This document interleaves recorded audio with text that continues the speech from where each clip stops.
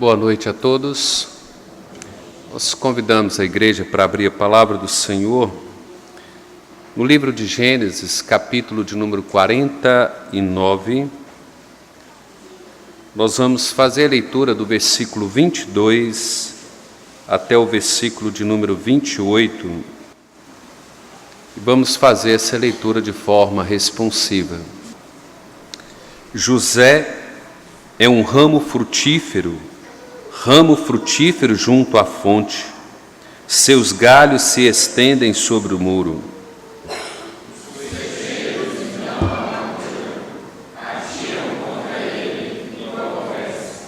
O seu arco, porém, permanece firme, e os seus braços são feitos ativos pelas mãos do poderoso de Jacó, sim, pelo pastor e pela pedra de Israel.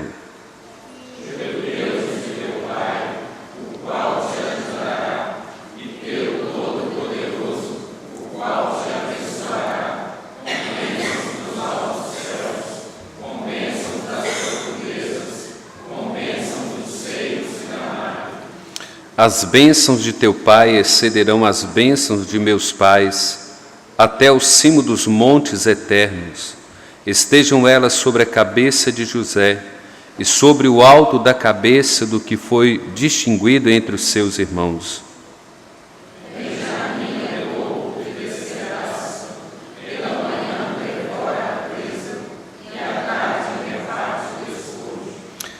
São estas as 12 tribos de Israel, e isto é o que lhes falou seu pai quando os abençoou.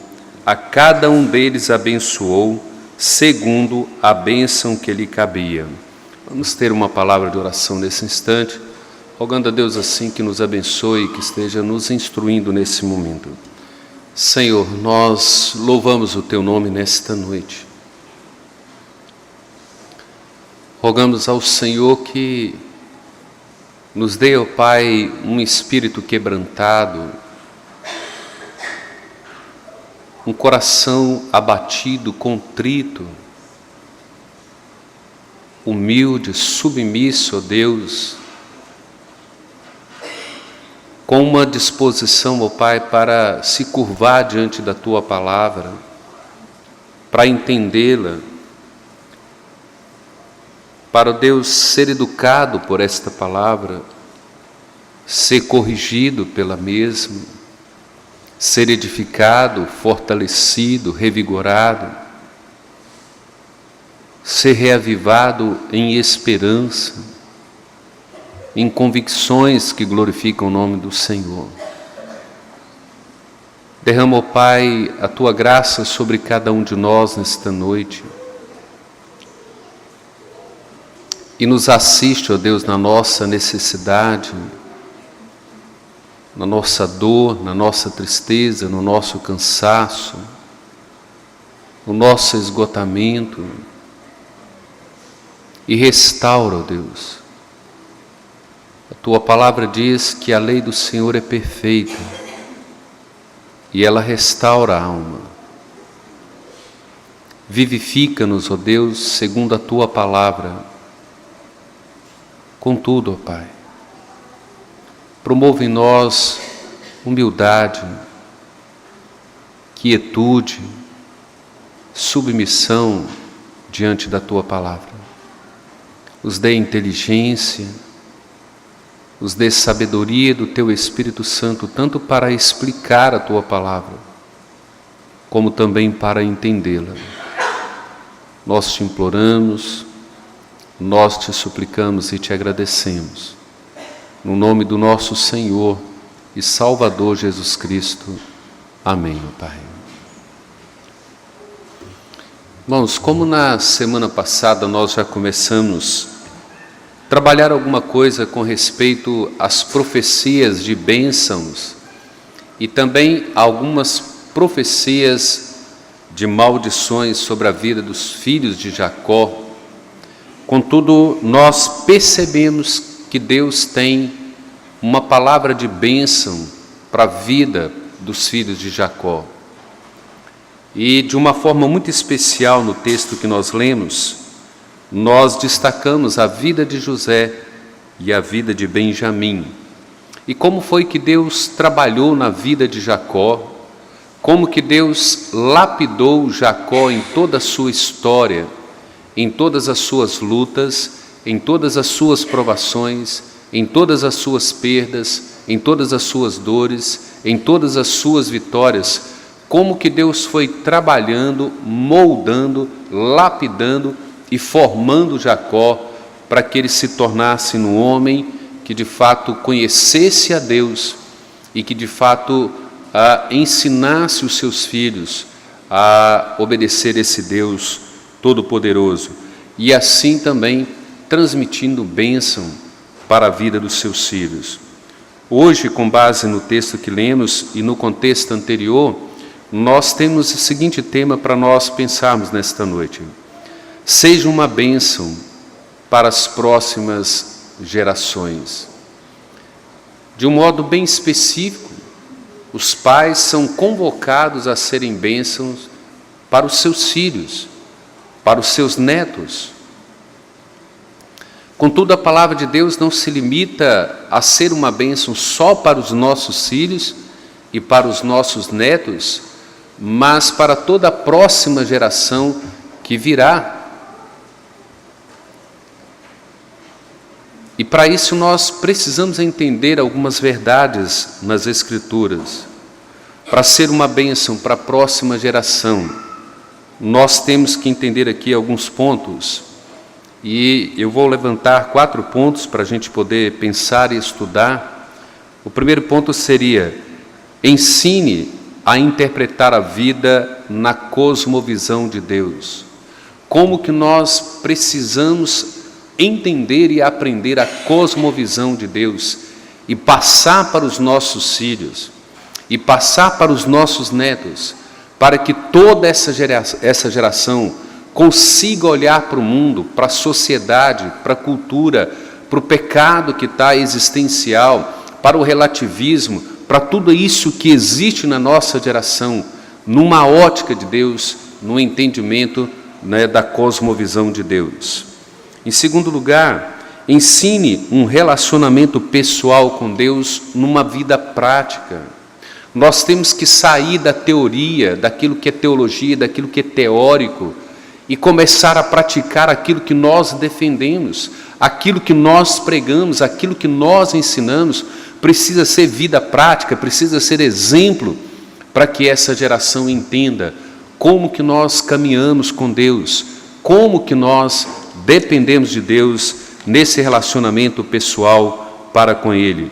Terceiro ponto: ensine os pontos fortes das pessoas e não apenas a sua fraqueza. Comece a observar nas pessoas aquilo que é positivo, aquilo que é forte, aquilo que é virtude, aquilo que é característica positiva, e o ajude a compreender, a se fortalecer naquilo que o torna uma pessoa forte, estável, para que ele pratique, para que ele exercite. Não fique centrado somente nas suas fraquezas, somente em suas falhas. E quarto seria: ensine sobre a primazia das bênçãos espirituais. Boa parte de nós gasta a maior parte da nossa vida treinando os nossos filhos para as bênçãos materiais, para o sucesso, para os títulos, para as formações, para as graduações, e não priorizamos as bênçãos espirituais para a vida dos nossos filhos e para a vida dos nossos netos. Então, em primeiro lugar, ensine a interpretar a vida na cosmovisão de Deus.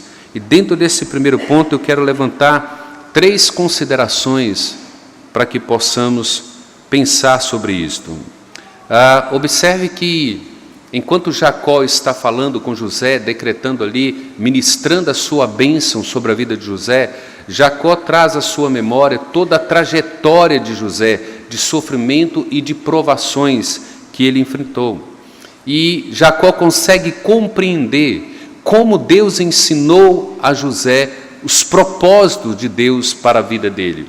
E nós observamos isso no capítulo 45 de Gênesis, como lá no capítulo 50, quando José se expressa tanto para Jacó e para os seus filhos, dizendo que, embora eles intentaram todo o mal contra ele, Deus é quem o levou até o Egito para fazer dele um grande governador e para que ele pudesse sustentar e conservar a vida tanto dos egípcios como dos israelitas. E ele vai dizer isso para os seus irmãos quando eles ficam amedrontados, não é? Medo de José reagir e matá-los. Ele diz para eles, falou, olha, não foram vocês que me trouxeram para cá, Deus me trouxe para cá para conservá-los com vida. E eu não estou no lugar de Deus. Esse é o propósito de Deus. Então Jacó começa a entender que José de fato era um ramo frutífero. Como ele diz aqui no versículo de número 22, José é um ramo frutífero junto à fonte, seus galhos se estendem sobre o muro. Então qual é a primeira consideração para que nós possamos ensinar essa geração a interpretar a vida na cosmovisão de Deus? Primeiro, seja frutífero em Deus. Como que nós temos dificuldade para ensinar os nossos filhos, os nossos netos, porque temos dificuldade para entender que nós não somos frutíferos, que nós não somos bem-sucedidos por nossa própria causa, não pelos métodos que usamos, não pelos investimentos que fazemos, não porque somos qualificados por nós mesmos, mas nós temos que ser frutíferos exatamente como Deus requer de nós. E na maioria das vezes nós estamos ensinando os filhos e os netos a serem frutíferos, a serem bem-sucedidos numa ótica humana. Nós cansamos de ouvir os pais, os avós dizendo, você precisa ser alguém na vida, você precisa estudar, você precisa investir, e você precisa aprender um outro idioma, e você precisa partir para uma universidade federal, e você precisa ser alguém, porque senão você não será nada na vida, porque senão você não terá nada na vida. E nós então aplicamos a vida dos nossos filhos, instruímos os nossos filhos a serem bem-sucedidos, a serem frutíferos numa ótica humana e não na cosmovisão de Deus. E quando Jacó declara que José é um ramo frutífero e que seus galhos estendem o muro, ele tem uma visão clara de que ser frutífero tem que ser frutífero na ótica de Deus. Lembra quando João, no capítulo 15, versículo 16, Jesus diz assim, não foste vós que me escolhestes a mim, pelo contrário, eu vos escolhi a vós outros, e vos designeis que vades e deis fruto. Ninguém pode dar fruto fora da videira, nenhum ramo pode produzir fora da videira. Não há possibilidade, não tem como ele frutificar fora de Jesus Cristo. Como nós falamos hoje pela manhã, fora do Cristo crucificado não se produz frutos na vida. Você pode produzir frutos humanos, você pode até ser bem-sucedido humanamente falando, mas na ótica de Deus você pode estar caminhando contrariamente a tudo aquilo que Deus deseja de você, daquilo que Deus espera de você como um cristão e que você passe para a próxima geração. Assim como José foi uma videira frutífera cujos ramos ultrapassaram os muros, olha como que José foi de fato frutífero lá no Egito. A história dele é uma história dramática, de via dolorosa, jogado em uma cisterna, traído pelos irmãos, vendido pelos irmãos, vendido como escravo, preso injustamente, não é? Acusado de forma injusta, mas ele se tornou frutífero tanto para os egípcios como para o povo de Deus. E Deus faz dele um ramo frutífero. Faz dele um ramo frutífero de modo que o galho dele se estende não só a Israel, mas todas as nações que ali estavam ao redor do Egito. Quantos povos foram ao Egito para comprar mantimento para a sobrevivência? E às vezes nós não entendemos isso. Precisamos ensinar aos homens, a nós mesmos, a responsabilidade que nós temos de educar os nossos filhos, de ensinar os nossos filhos, os nossos netos, a interpretar a vida numa ótica ou na cosmovisão de Deus, para enxergar o que nós precisamos fazer no mundo. A gente olha para a vida de Daniel. Daniel, nós citamos aqui na semana passada, alguém que foi resgatado da sua família, roubado do seio da sua família, foi levado como um escravo para a Babilônia, mas foi um grande jovem, um jovem que se tornou bênção, um jovem frutífero em toda a Babilônia, um jovem juntamente com seus amigos que influenciaram toda a Babilônia, que se educaram de forma totalmente diferenciada para fazer diferença na Babilônia, para ser referência na Babilônia, de modo que Nabucodonosor estabelece um decreto para que se adore ao Deus de Daniel, de Misael, de Azarias e Ananias. Eles se tornaram frutíferos ali, não numa ótica humana. Eles não se rebelaram contra Deus, eles não murmuraram contra Deus porque foram tomados da família, foram levados como escravos, mas se tornaram bênção na ótica de Deus. Nós precisamos dizer ao filho, dizer ao pai, ao neto, que nós precisamos ser frutíferos de forma que nós abençoamos as outras pessoas. Lembra como que Elias foi uma bênção? Como que Elias foi frutífero na vida de uma viúva e seu filho? Eles tinham um bocado de azeite, um bocado de farinha, e eles comeriam, fariam um bolo, comeriam e morreriam. E Deus levantou o profeta Elias e o enviou para aquela viúva. E ele se tornou uma grande bênção na vida daquela viúva e do seu filho. E durante 3 anos e 3 meses não houve chuva. E a farinha não acabou, e o azeite não acabou.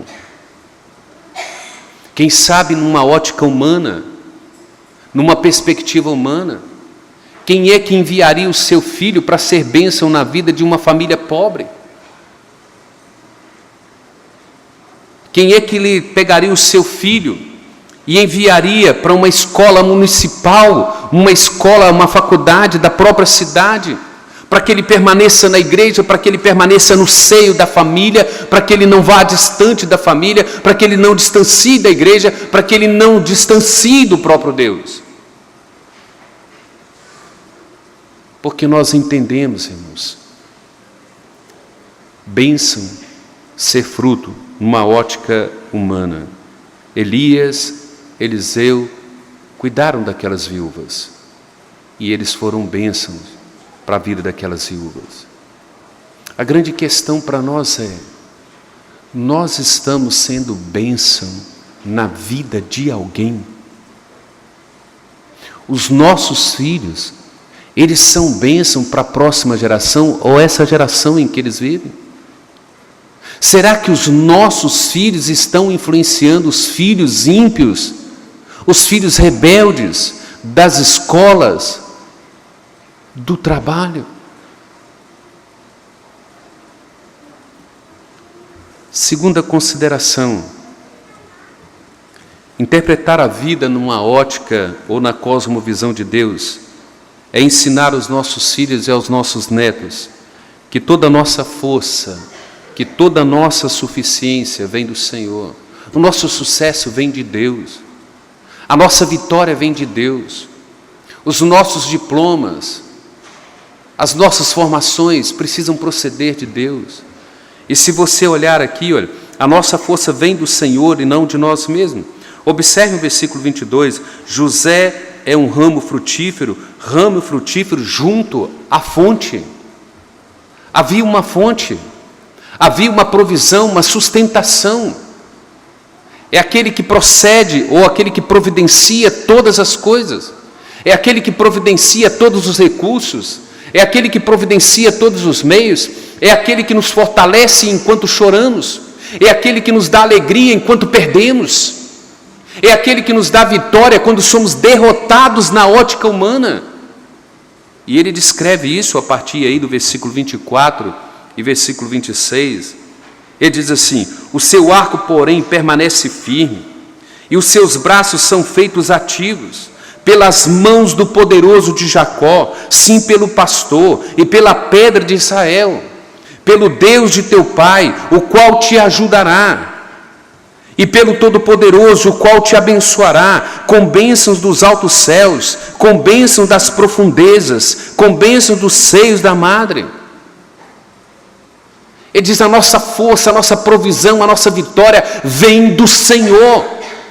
Se você não chegar a uma faculdade, se você não conseguir nenhum título na vida, se você na sua vida, toda a sua trajetória, se você não conseguir um emprego de um alto salário, não perca a cosmovisão de um Deus que providencia, de um Deus que sustenta, de um Deus que guarda, que protege e que faz de você, filho, um vitorioso. Você não pode depender do dinheiro do seu pai, você não pode depender da riqueza do seu pai, porque o seu pai é um pecador miserável, seu pai um dia pode chegar à falência, seu pai pode ser levado por Deus e você ficará numa situação calamitosa. Você precisa aprender a depender desse Deus Todo-Poderoso. Você precisa criar uma estrutura, uma estabilidade nesse Deus da providência. Se Ele providenciar uma faculdade para você, toda a glória é a Ele. Se Ele te providenciar um diploma, um PhD, um pós-doutorado, a Ele toda a honra, a Ele toda a glória. Mas Ele não precisa dessas coisas para fazer de você um ramo frutífero. Ele pode até fazer e Ele quer fazer.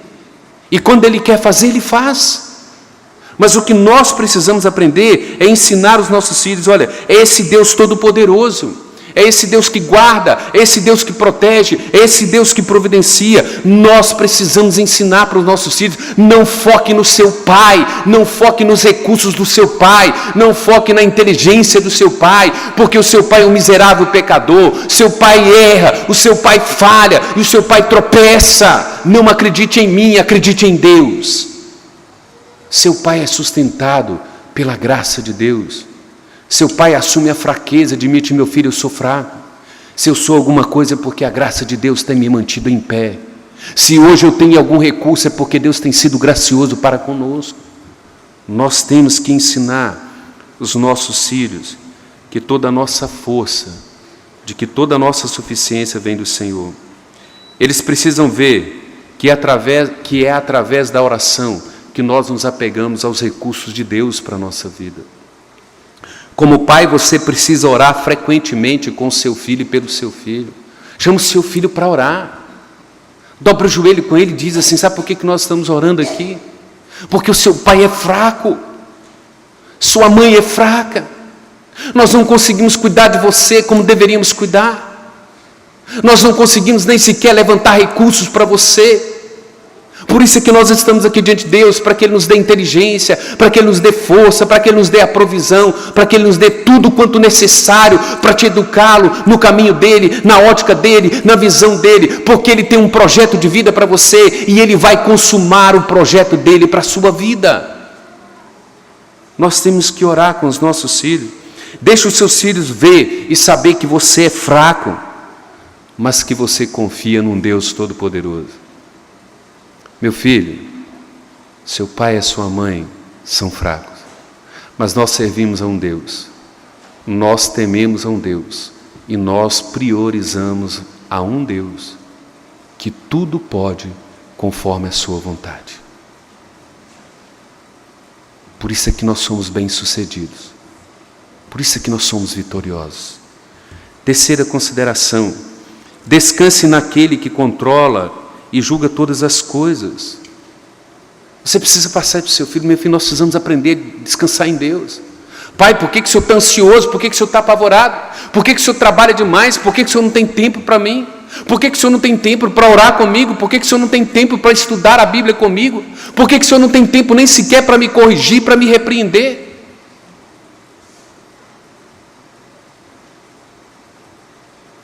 Uma vida piedosa, irmãos, não significa uma vida isenta de provações. A verdade é que todo o fruto da nossa vida, ela vem através das provações que passamos. Nós crescemos muito mais nas provações do que nas vitórias, no sucesso. Muito mais. Nós não temos dúvida de que José era um homem piedoso. Não temos dúvida de que José andava com Deus, de que Deus de fato era com José. O texto é claro, desde que começa a história de José, as expressões mais abençoadoras e Deus era com José, e Deus era com José, e Deus era com José, e Deus abençoava José, e Deus abençoava a mão de José, e Deus fazia José prosperar. Mas parece um paradoxo. Deus era com José, mas ele é traído pelos próprios irmãos. Deus é com José, mas ele é jogado numa cisterna. Deus era com José, mas ele é vendido como escravo.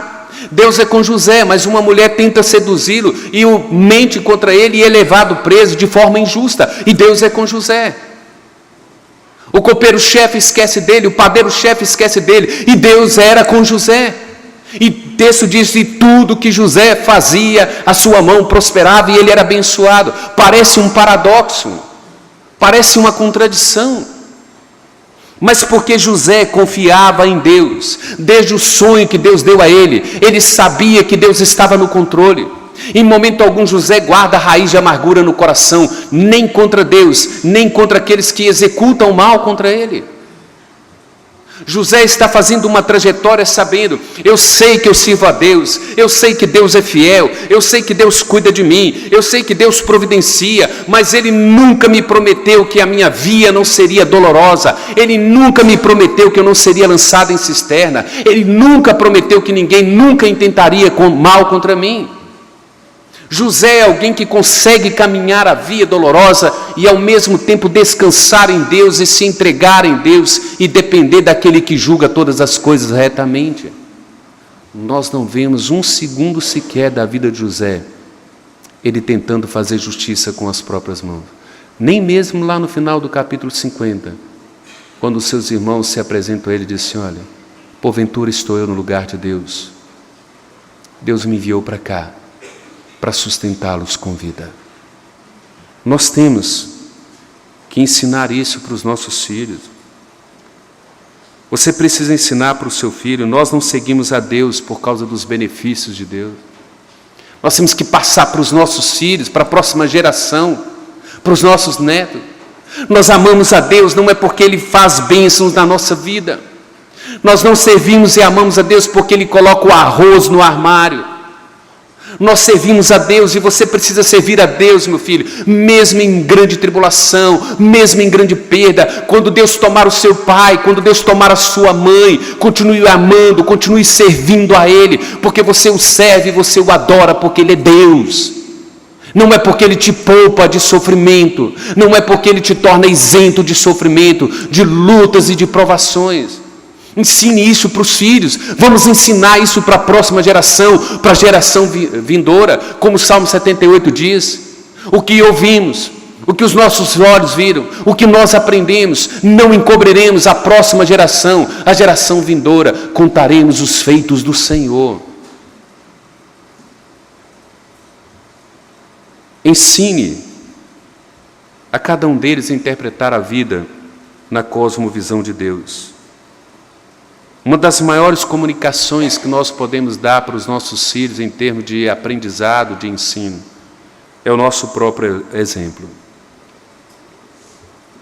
Se o seu filho não vê em você essa cosmovisão sobre a vida na ótica de Deus, se você não transmite para ele que você é fraco e que você depende desse Deus, e que tudo que você é, que tudo que você faz procede desse Deus, você não vai conduzir o seu filho na presença do Senhor.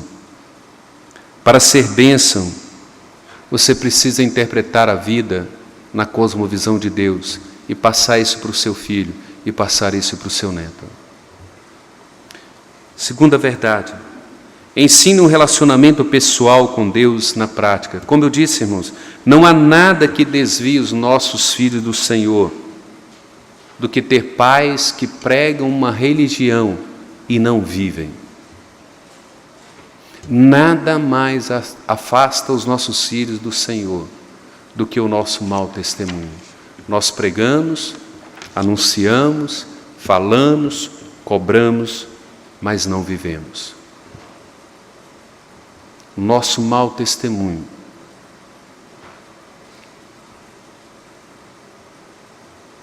que os nossos filhos sabem sobre a providência de Deus? O que os nossos filhos sabem se o Brasil entrar em um colapso? Se a crise no Brasil aumentar e o desemprego tomar conta?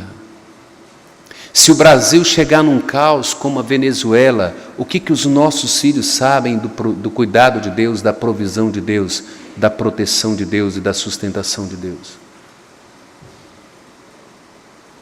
Nós não estamos falando de pais perfeitos. O que nós estamos falando são de pais que ensinam uma fé, que relaciona Deus com todos os aspectos da nossa vida. Nós temos que mostrar para os nossos filhos, para os nossos netos, para essa geração, que Deus está no controle absoluto e que não há nada nesse universo, não há nada nesse mundo que não esteja diretamente no controle desse Deus. Não há uma palavra imprudente de Bolsonaro.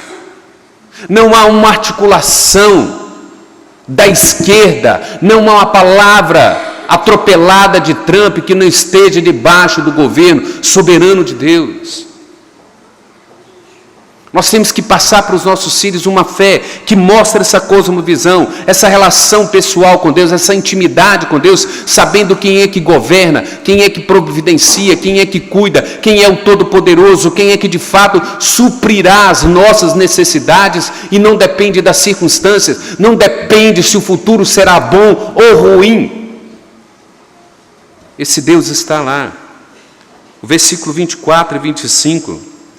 Jacó usa aqui as expressões, dizendo assim: pelas mãos do poderoso de Jacó, sim, pelo pastor, o Deus de teu pai, o Elohim, o El Shaddai, o Adonai, o Todo-Poderoso, aquele que se relaciona com seu povo, aquele que de fato providencia, aquele que é a nossa bandeira, aquele que é a nossa justiça, são os nomes usados por Jacó, mostrando a relação que ele tem com Deus, uma relação pessoal, uma relação prática, e é isso que ele quer passar para os seus filhos. Ensinar os seus filhos que há uma necessidade de ter uma relação, ou um relacionamento pessoal na vida prática com esse Deus. E nós não podemos esconder, irmãos. José teve que aprender isso, Jacó teve que aprender isso na marra. Imagine no momento em quando eles voltam com uma capa de José para casa, cheia de sangue, e diz para o pai assim: seu filho foi comido por um animal, e ele agora tem que viver e conviver com essa verdade da perda do seu filho. E se não bastasse, Raquel morre, o luto da sua esposa amada. E se não bastasse isso, chega a fome, uma fome calamitosa em todo Israel. E agora na cabeça de Jacó diz assim: nós vamos morrer, já perdi o filho querido, já perdi a esposa querida, e agora a fome vem e matará todos nós. Mas ele está dizendo para esses filhos: o Deus Todo-Poderoso cuida, o Deus Todo-Poderoso providencia, o Deus Todo-Poderoso trará a provisão e o livramento para nós, no tempo dele, na hora dele e para a glória dele. E ele está ensinando. Através dessas provações, da perda, da fome, do filho, de tudo isso, Jacó sabia que Deus era auxílio dele, mas ele queria passar isso para os seus filhos. Ele queria transmitir para os seus filhos, então, cada bênção que ele ministra sobre cada filho, ele está ensinando o filho que esse Deus cuida, esse Deus é todo-poderoso, ele é o El Shaddai, ele é o Elohim, ele é o Adonai, ele é a nossa justiça, ele é a nossa bandeira, ele cuida dos seus, ele zela pelos seus, do jeito dele, no padrão dele, na ótica dele, na cosmovisão dele. Essa é uma importante lição de fé para nós que somos pais, que temos filhos, netos, sobrinhos, irmãos, novos ainda. Quando você aprende que Deus pode ser o Deus de seus filhos, você passa a confiar os seus filhos aos cuidados de Deus. Quando você experimenta isso na própria vida, quando você olha para a sua própria história, o seu relacionamento pessoal, prático com Deus, quando você olha para a sua história e diz assim: sabe as dificuldades que eu passei? Eu estou aqui, eu posso olhar para o meu passado Eu posso olhar lá para trás e perceber que Deus não me deixou prostrado. Eu tive grandes derrotas lá atrás. Eu tive grandes sofrimentos lá atrás. Eu tive grandes provações lá atrás. Mas em nenhuma delas Deus me deixou prostrado. Por isso eu estou aqui, dando Ele glórias, agradecendo, porque Ele nunca me desamparou. E é isso que nós temos que passar para os nossos filhos, para os nossos netos, para os nossos amigos. E era isso que Jacó queria passar para os seus filhos. Jacó sabia que ele estava morrendo, e ele queria que os seus filhos conhecessem esse Deus Todo-Poderoso, e de que eles acreditassem que esse Deus que cuidou dele, cuidaria também dos seus filhos. Os nossos filhos, os nossos netos, os nossos amigos, os nossos sobrinhos, precisam ser educados, ensinados nesse aspecto. Terceira verdade: ensina os pontos fortes das pessoas, não apenas a fraqueza. Depois, se você tiver um tempo em casa, você faz a leitura aí do capítulo 49 e observa que para cada filho, Jacó tem um adjetivo, ele tem uma característica do filho, não é? Ele fala ali da bênção e da característica, ele vai dizer assim, olha, um é leão poderoso, o outro é um jumento trabalhador, o outro é uma serpente, através da sua sutileza, capaz de derrubar um cavalo poderoso, o outro é um servo gracioso e livre, Benjamim é um lobo persistente, não é? Jacó observa com cuidado cada um dos detalhes do seu filho. Ele conhece cada filho, ele classifica, ele traz o adjetivo e fala assim, olha, fulano é isso, fulano é isso, fulano é isso. Ele conhece os filhos que tem. Por que eu estou levantando isso aqui? Porque dentro desse terceiro ponto eu tenho aqui duas considerações. Eu quero dizer a você assim, conheça o seu filho. Pai, conheça o seu filho. E você pode dizer assim, é óbvio, pastor, que eu conheço o meu filho. Conhece mesmo? Será que você conhece seu filho? Isso pode parecer muito natural, mas na maioria das vezes os pais não conhecem os seus filhos. Não conhecem os filhos que têm. Veja aqui algumas razões. Olha, eles podem morar na mesma casa, contudo com horários ocupados e conflitantes, ambos são estranhos uns para com os outros. Deixa eu fazer uma pergunta para você. Qual foi a última noite que você ajoelhou na beirada da cama do seu filho e orou com ele e por ele? Qual foi a última vez que você parou tudo na vida e ajoelhou na beirada da cama do seu filho e disse assim, meu filho, você está triste. O que está acontecendo?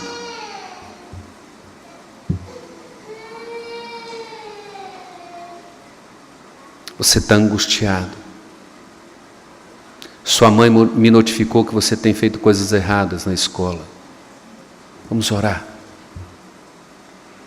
Vamos pedir a Deus para tratar conosco. Porque por certo eu estou errando com você e você está errando conosco.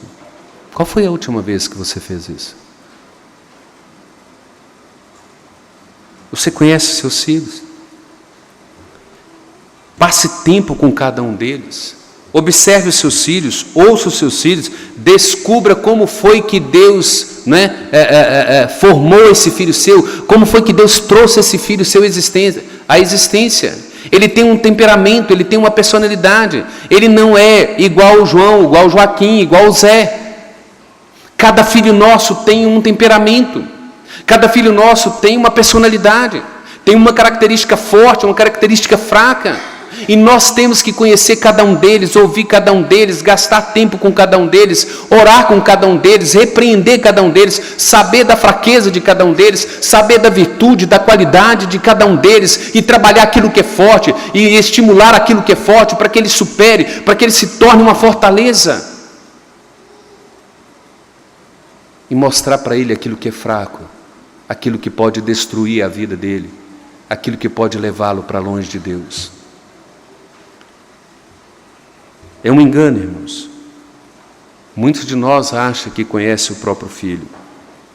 E às vezes somos surpreendidos por situações, por decisões, por comportamentos assustadores. E aí os pais dizem assim, nós jamais imaginei que meu filho faria isso. Jamais. Senta com seu filho, segunda observação, sente com seu filho, conte sobre os seus pontos fortes e de fato o exorte contra as suas fraquezas. Não se concentre apenas no comportamento do seu filho, observe as atitudes dele. Porque filho é uma bênção quando está perto do pai. O pai disse, ninguém nunca reclamou do meu filho. Falei, lógico, quem é que vai até o pai para ficar reclamando com o pai sobre o filho? Você tem coragem? Dai, você não tem noção de quem é Yasmin. A Yasmin é mentirosa, não é? A Yasmin é falsa. A Yasmin mente na escola, a Yasmin cola na escola. Quem é que tem coragem de falar isso para um pai?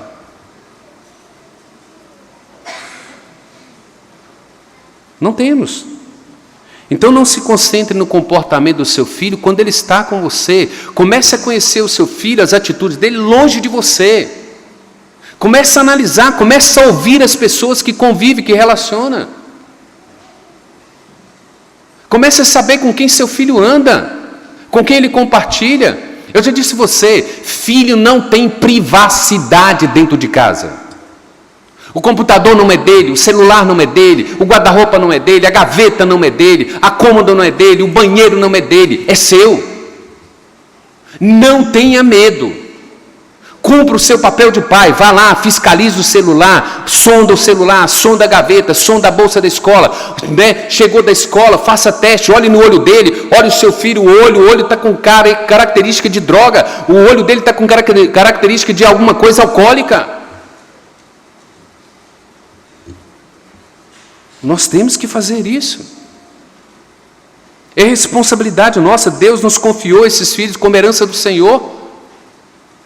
Ele atribuiu a nós a responsabilidade de treinar os nossos filhos, nossos netos, para de fato viverem na cosmovisão de Deus, para serem bênção para a sociedade. Seu filho tem que ser uma bênção na sociedade e não uma desgraça para a sociedade.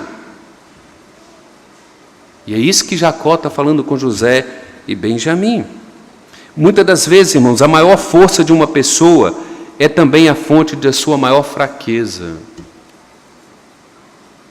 Sabe aqueles pais que têm preferência de filho? Por que você ama o seu filho mais do que o outro? Ele não me dá trabalho. O outro me dá uma dor de cabeça, mas esse aqui não me dá trabalho. Tira a melhor nota, tudo dele, ele é o melhor. E aí você vai insuflando o orgulho desse filho. E esse filho começa a olhar para o outro irmão e dizer assim, você é um fracasso e eu sou o cara. Aquilo que é a nossa maior fortaleza pode se tornar a nossa desgraça. Nós temos que preparar os nossos filhos. Sabe por que você tira boa nota? Sabe por que você é inteligente? Sabe por que você obedece? Porque Deus é gracioso com você. Deus tem te dado uma inteligência. Deus tem te dado privilégios. E você não pode se vangloriar disso. Nunca corrija o seu filho tentando destruir o seu filho. Corrija o seu filho, vigie a bolsa dele, o celular, a internet, vigie ele o tempo todo, passa lá na porta da escola, fiscalize, procura o diretor, procura a professora, procura um colega dele e procure, corrija, repreenda, mas não para destruí-lo. Chama o seu filho para oração, ajoelhe com ele, fala, meu filho, sabe por que o meu papai faz tudo isso aqui? Sabe por que a mamãe faz tudo isso com você? Porque o meu interesse é te preparar para você ser exatamente aquilo que Deus quer que você seja. E eu sou um instrumento de Deus para te preparar, para te educar, para te corrigir, para te treinar, para você ser exatamente a pessoa que Deus quer que você seja. Porque Ele quer que você seja uma bênção. Ele quer que você seja uma bênção para as demais pessoas, para os demais filhos da terra.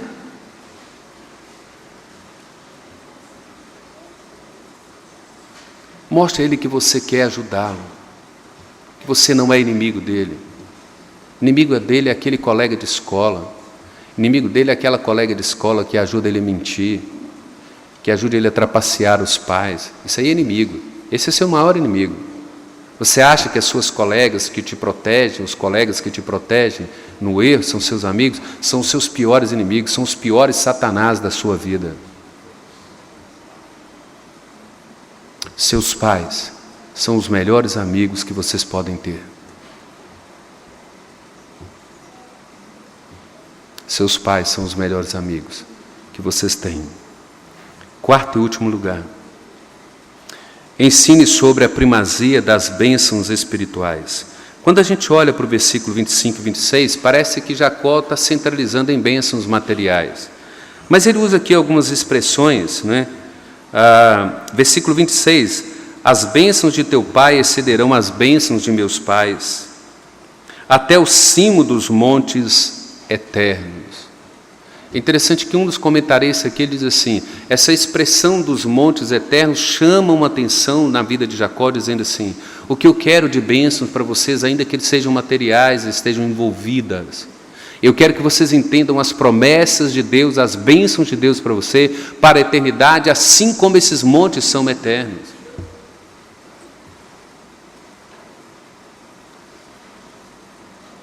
Ele vai dizer assim, olha,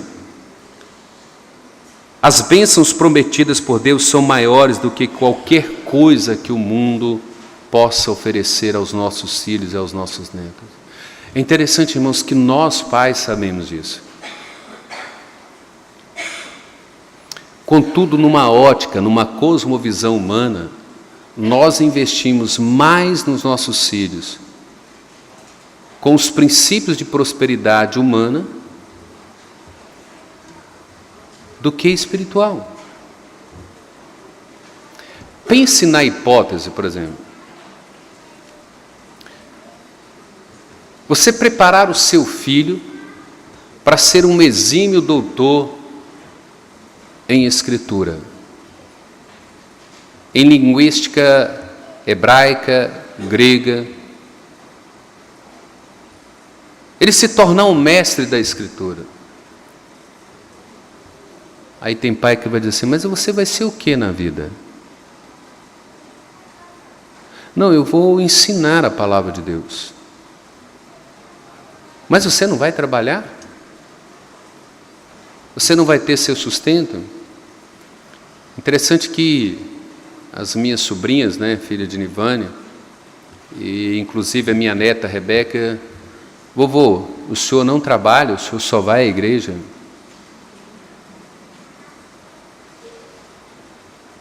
Porque esse é o conceito que nós temos. Não é?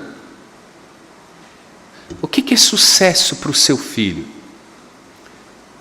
Vê se você consegue compreender. O que é sucesso para o seu filho na ótica de Deus, na cosmovisão de Deus?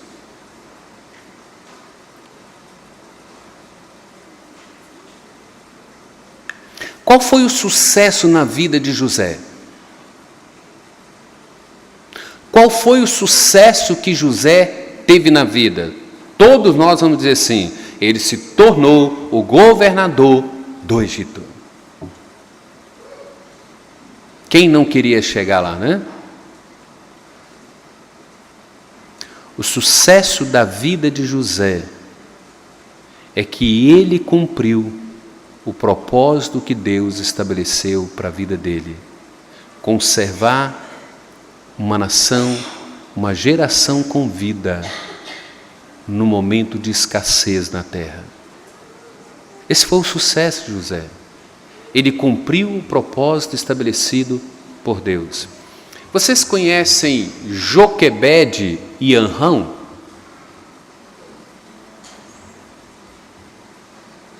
Qual foi o sucesso de Joquebede e Anrão?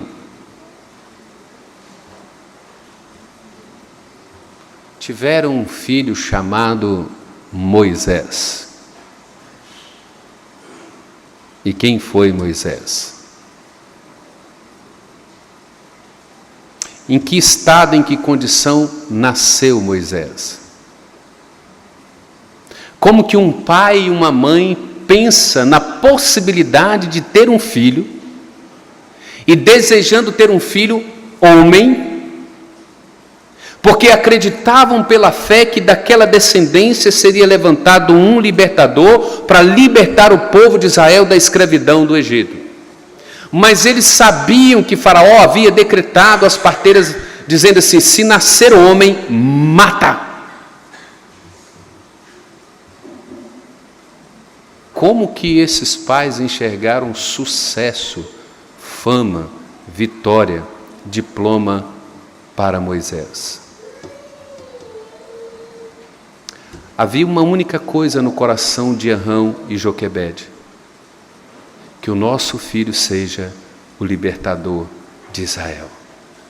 O que ele vai ser na vida não nos interessa. Nós só queremos que a profecia de Deus se cumpra através dele e ele liberte o povo de Deus. Só isso que nós queremos. Só isso que nós queremos. E vocês conhecem a história de como Deus pegou Moisés, levou para o palácio, levou para a casa da mãe primeiro, depois levou para o palácio, sustentou a mãe, sustentou Moisés e fez dele um grande homem. Essa é a história. É trágico quando os cristãos incentivam seus filhos a buscar o sucesso do mundo antes de buscar a Deus.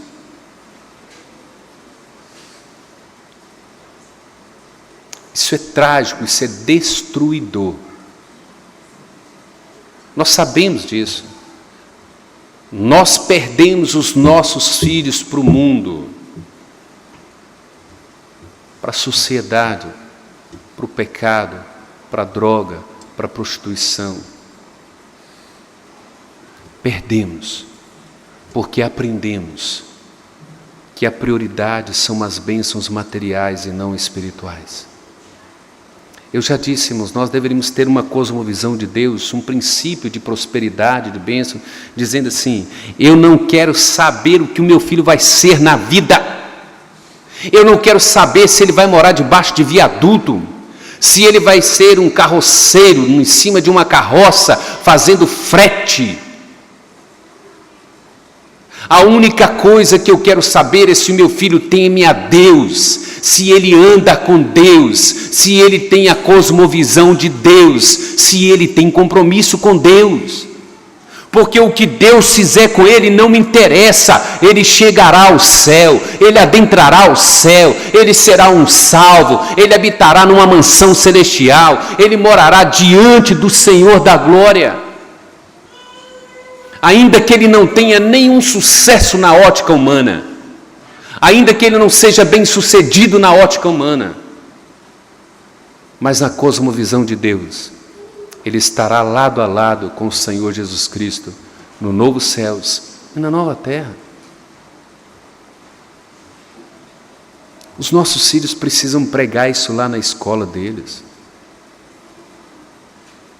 Os nossos netos, os nossos sobrinhos, essa geração precisa conhecer esse Deus dentro dessa cosmovisão. Nós estamos aqui no mundo para ser bênção para a vida das pessoas e não para viver para nós mesmos, não para acumular bênçãos para nós mesmos. Precisamos incentivar os nossos filhos a buscar a Deus em primeiro lugar.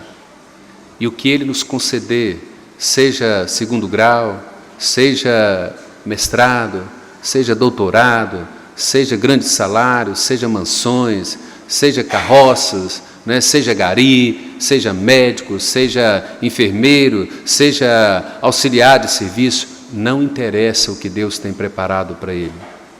Ele só precisa andar com Deus, temer a Deus, ser comprometido com Deus. É isso que ele precisa. As demais coisas virão quando nós priorizamos as bênçãos espirituais. Implicações e aplicação para a gente encerrar, irmãos. Primeira implicação: se temos uma cosmovisão que não seja a cosmovisão de Deus, com toda certeza nós vamos fracassar. Se a nossa cosmovisão não é a cosmovisão de Deus sobre a vida, nós fracassaremos, com toda certeza. Se nosso relacionamento pessoal com Deus é enganoso, é interesseiro, nós vamos fracassar. O seu filho vê o seu testemunho, o seu filho vê a sua atitude, eles nos observam, eles nos julgam, eles nos atacam quando falhamos, quando tropeçamos. Por isso que nós precisamos orar com ele e mostrar para eles que nós somos fracos, que nós erramos, que nós tropeçamos, que nós confiamos na graça de Deus e não em nós mesmos. Se não conhecemos os nossos filhos, nós vamos fracassar também. Nós não vamos ajudar os nossos filhos. Se você não tem tempo para sentar com seu filho, ouvir o seu filho, conhecer o seu filho, observar o comportamento e as atitudes do seu filho, você vai fracassar. Seu filho será um problema na sociedade. Quarta implicação: se priorizarmos o mundo, o sucesso e a fama, vamos fracassar. Nós vamos fracassar. Quais são as aplicações, então? Primeira aplicação: ensine cada um deles a enxergar a vida na ótica, na cosmovisão de Deus. Se você ainda não enxerga, peça a Deus para te ajudar a enxergar todas as coisas na ótica de Deus, para que você consiga transmitir para os seus filhos, para os seus netos, para os seus amigos, para os seus vizinhos. Segundo, viva uma vida, uma vida de relacionamento pessoal com Deus, mas de forma autêntica, de forma genuína, para que os seus filhos consigam olhar para você e dizer assim: meu pai é uma fraqueza em pessoa, mas quando ele se curva diante do Deus dele, algo acontece. A gente olha para o armário e não tem nada, a gente olha para o trabalho e está difícil, a gente olha para a empresa e está difícil, mas quando o meu pai dobra o joelho, quando a minha mãe dobra o joelho, quando eles começam a falar com Deus dele, algo acontece. Algo acontece. Então tem esse tipo de relacionamento com Deus. Terceiro, ore com seu filho, ore pelo seu filho de forma infalível. Não descanse, não dê trégua para o seu filho. Ore com ele todos os dias, ore por ele todos os dias. Repreenda, corrija, educa, fortaleça. Faça isso diariamente. Quarto e último lugar, priorize as bênçãos espirituais e as outras virão pela graça de Deus. Estabeleça isso. Meu filho, vamos buscar Deus em primeiro lugar. O que Ele tem para você já está garantido. Fica tranquilo. No tempo dEle, na hora dEle, chega na sua vida. Vamos buscá-lo, vamos servi-lo, vamos depender dEle, vamos confiar na provisão dEle, no cuidado dEle. Vamos curvar as nossas cabeças e vamos orar.